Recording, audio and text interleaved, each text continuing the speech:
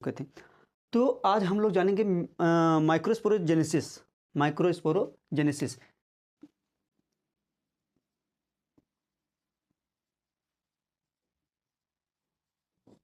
Microsporogenesis इसको हिंदी में बोलते हैं सूक्ष्म, या फिर क्या बोलते हैं, या लघु लघु बीजाणु जनन।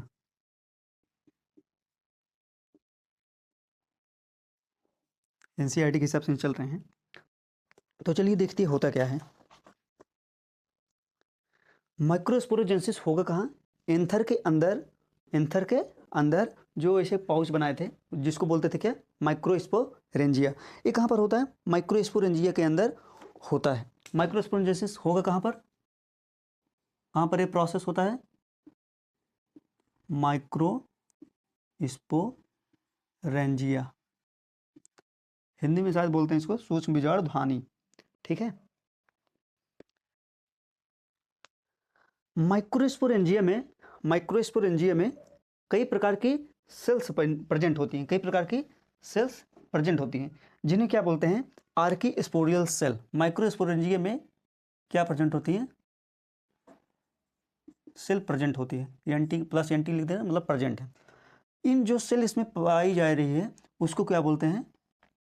आर्चीस्पोरियल सेल। आर्चीस्पोरियल सेल। ठीक है। अब होता क्या है? आर्चीस्पोरियल सेल जो ये सेल है ये डेवलप हो जाती हैं किसमें पता है? डेवलप इनटू, ये डेवलप होकर क्या बनाती हैं? बाहर की साइड। ये क्या है? आउटर। ये क्या है? आउटर। ये क्या है? इनर। बाहर की साइड ये बनाती हैं primary parietal cell. Primary parietal cell का निर्माण करती हैं कौन? आर्चीस्पोरियल सेल। आर्चीस्पोरियल सेल बाहर की तरफ प्राइमरी पेराइटल सेल का निर्माण करती हैं, और अंदर की साइड ये बनाती हैं स्पोरोजिनस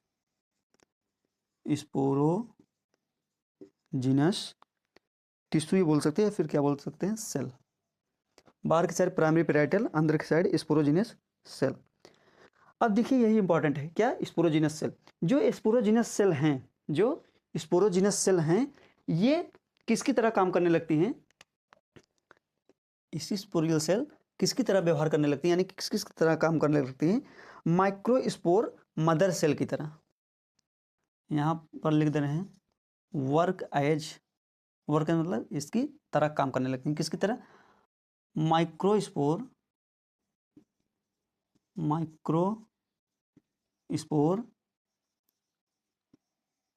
मदर सेल किसकी तरह काम करने लगती है? माइक्रोस्पोर मदर सेल, यानी कि एम सी। ठीक है। यही माइक्रोस्पोर मदर सेल, इसी में ये जो माइक्रोस्पोर मदर सेल देख रहे हो, इसी में क्या होने लगता है? अर्धसूत्रीय विभाजन। अर्धसूत्रीय विभाजन मतलब मियोसिस। क्या होगा? मियोसिस होगा। माइक्रोस्पोर मदर सेल कैसा होगा? इसका पोलाइडी n होगा, 2n होगा, 2n होगा। कैसा होगा? 2n। और जो अर्धसूत्रीय विभाजन होता है सिर्फ द्विगुणित कोशिकाओं में होता है, अगुणित कोशिकाओं में नहीं होता, यानी कि 2n में होगा और n में नहीं होगा। इसमें क्या होगा? अब क्या होगा? Meiosis, MIEOSIS।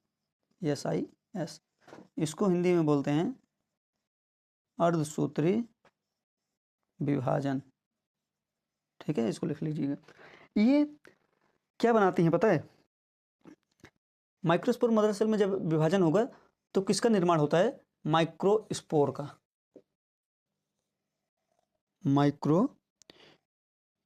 का। अब हम लोगों को पता है अर्धसूत्रीय विभाजन 2 फेज में होता है, अर्धसूत्रीय विभाजन फर्स्ट और अर्धसूत्रीय विभाजन सेकंड। यानी कि अगर एक कोशिका है तो फर्स्ट वाले से 2 कोशिकाओं बन जाएगी, फिर जो सेकंड होगा, ये तो आपका फर्स्ट है, यहाँ पर जो सेकंड होगा इस वाले कोशिकाओं से फिर दो दो कोशिकाओं का निर्माण हो जाता है। एक कोशिका बन गई, दो कोशिका बन गई, ऐसे सेम इससे एक कोशिका बन गई और दो कोशिका बन गई। अंत में जाकर एक अर्धसूत्री विभाजन से एक कोशिका से कितनी कोशिकाओं का निर्माण हो रहा है? 4। 1 2 3 और 4।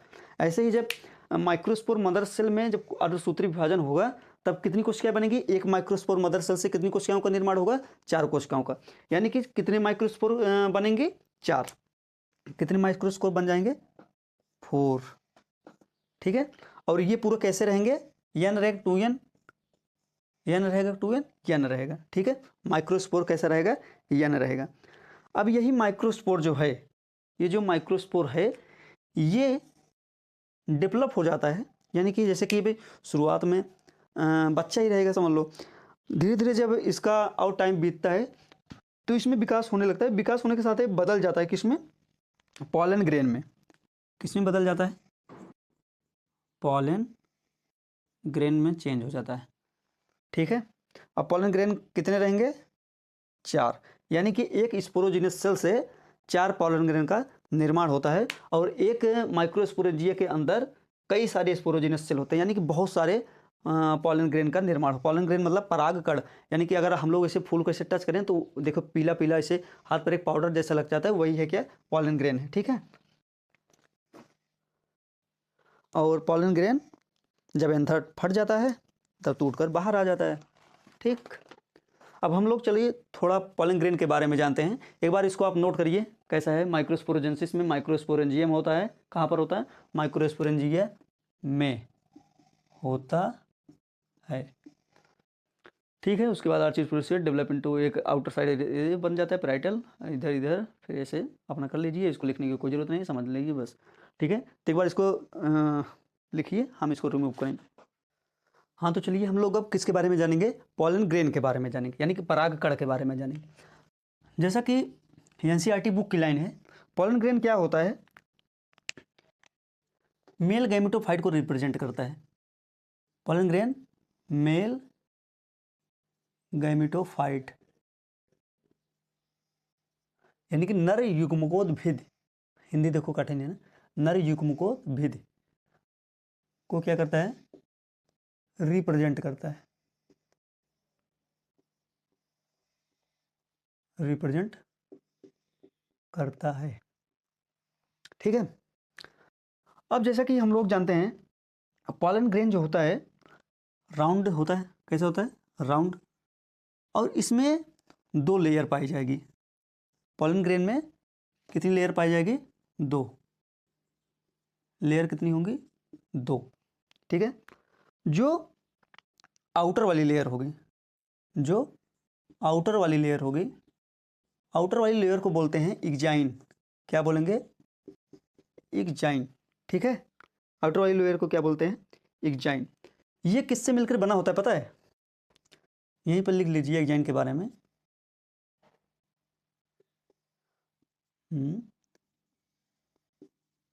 Made of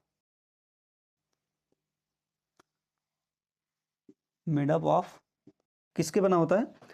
sporopollenin. किसका बना होता है? स्पोरोपोलेनिन।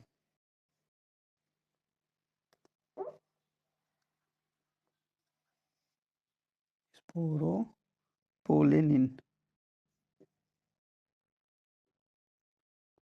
इग्जाइन किसका बना होता है? Made up of sporopollenin. Sporopollenin जो होता है बहुत ही ज़्यादा रेजिस्टेंट होता है, यानी कि इसका अगर कोई बहुत ज़्यादा दिन तक परागकण 100 साल 200 साल कई हज़ारों साल तक ये क्या करता है? नष्ट नहीं होने देता पॉलन ग्रेन को। ठीक है। यानी कि क्या प्रोवाइड करता है? रेजिस्टेंस, सुरक्षा करता है। इसका काम क्या है? सुरक्षा करना। अब दूसरा जो इनर वॉल है, ये तो आउटर हो गया, एक आउटर हो गया और ये क्या हो गया? इनर हो गया। जो इनर होता है उसको बोलते हैं इंटाइन। उसको क्या बोलेंगे? इंटाइन। ये किससे मिलकर बना होता है? ये किसके बना होता है? सेलुलोज का। किसका बना होता है? सेलुलोज का। और किसका बना होता है? पेक्टिन का।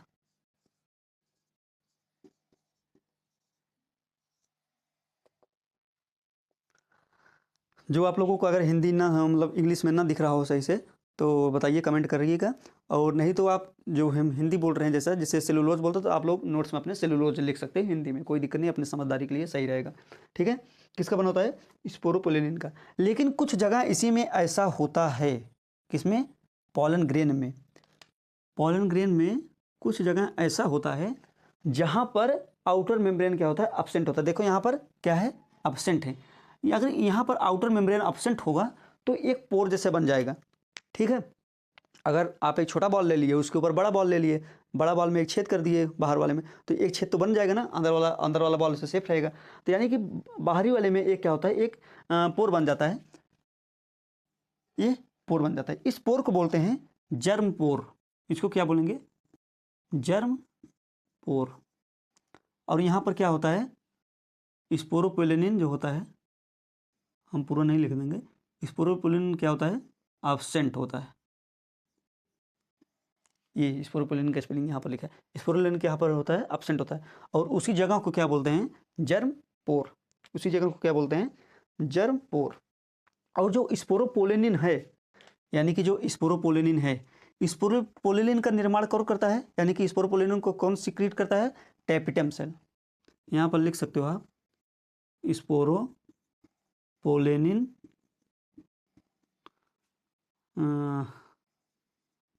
Secret by tapetum layer. ठीक है, आप लोग परागकण के बारे में समझ चुके हैं। ठीक, अब हम परागकण के अंदर क्या चेंजेस होता है इसको थोड़ा बता दे रहे हैं, इंपॉर्टेंट है। उसके बाद ये मेल वाला पार्ट पूरा खत्म। इसको नोट करिए एक बार, हम इसको रिमूव करेंगे। हाँ, तो चलिए इसको जल्दी से देखते हैं। Development of male gametophyte. Male gametophyte को कौन रिप्रेजेंट कर रहा था? Pollen grain.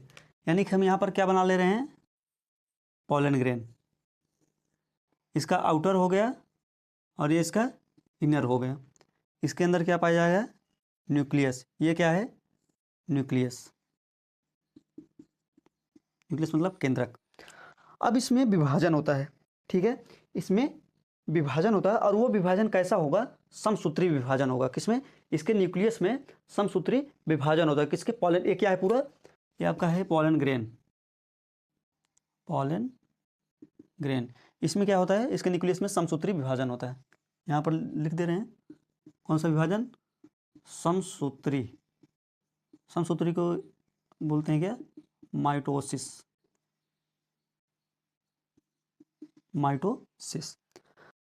समसूत्री विभाजन से एक कोशिका से दो कोशिकाओं का निर्माण होता है, यानी कि एक कोशिका से कितनी कोशिका बनेगी? दो बनेगी। अब ऐसे इधर देख लीजिए, अब यहाँ पर एक न्यूक्लियस से दो न्यूक्लियस का निर्माण हो गया। एक न्यूक्लियस ये रहा, एक न्यूक्लियस ये रहा। जो ऊपर वाला है, जो छोटा वाला पार्ट में दिख रहा है, इसको थोड़ा और छोटा कर दे। ये जो छोटा वाला पार्ट में दिख रहा है, इसको बोलते हैं वेजिटेटिव सेल। और जो ये बड़ा वाला भाग दिख रहा है, जो बड़ा वाला भाग दिख रहा है, इसको बोलते हैं जनरेटिव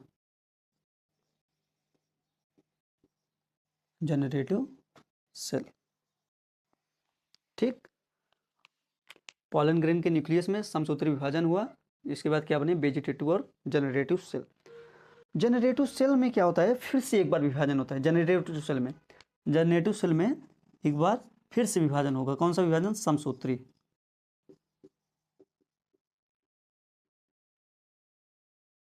जो बता रहे हैं बहुत ही जरूरी, बहुत ही इंपॉर्टेंट है, इसको आप लोग जरूर नोट्स बनाइए।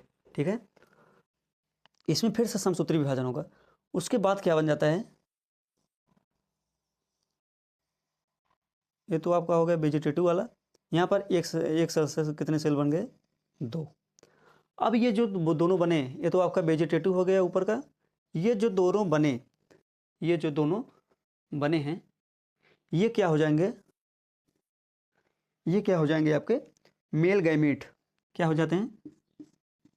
कितने हैं? 2 मेल गैमीट, 2 मेल गैमीट का फॉर्मेशन हो गया, 2 मेल गैमीट का फॉर्मेशन हो गया। अब ये जब शेड करते हैं, यानी कि जब पॉलन जब एंथर, जैसे ये क्या है, एंथर से टूटता है ना, कोई ऐसे एंथर है, इसी के अंदर पूरी प्रक्रिया चल रही है। एंथर जब फट के टूटता है तो जो ये पॉलन ग्रेन से पाउडर की तरह निकलते हैं, ठीक। 60% में, 60% एंजियोस्पर्म में कैसा होता है, ये 2 सेल्ड स्टेज में निकल जाता है। यानी कि 60% एंजियोस्पर्म में यही 2 सेल्ड स्टेज, एक सेल यहाँ पर, एक सेल यहाँ पर, इसी में निकल जाता है। 60% में कितने में निकलता है, 2 सेल्ड स्टेज में। और बाकी और जो बचे 40% हैं उसमें लगभग 3 सेल्ड स्टेज में निकलता है,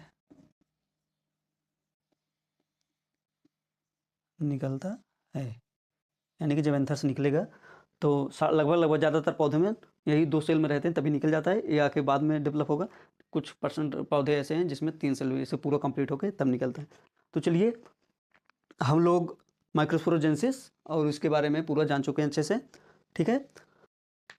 तब हम ये वाला वीडियो यहीं पर बंद करते हैं। बेस्ट ऑफ लक, पूरा अच्छे से नोट तैयार करिए आप।